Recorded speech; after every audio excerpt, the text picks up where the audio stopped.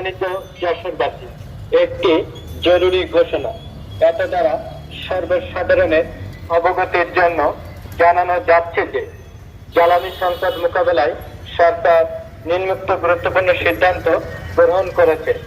সকল সরকারি ও বেসরকারি অফিস সকাল 9টা থেকে বিকাল 4টা পর্যন্ত খোলা থাকবে। ব্যাংকিং কার্যক্রম সকাল 9টা থেকে বিকাল 3টা পর্যন্ত এবং ব্যাংক বন্ধ হবে বিকাল 4টায়।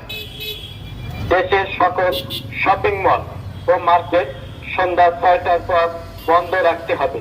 বিয়ে বা যে কোনো সামাজিক অনুষ্ঠানে আলোকসজ্জা থেকে বিরত থাকতে হবে।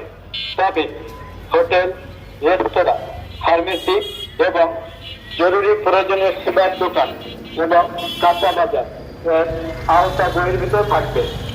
অতএব জনস্বার্থে উল্লেখিত নির্দেশনাসমূহ সবাইকে মেনে চলার জন্য বিশেষভাবে অনুরোধ করা হবে।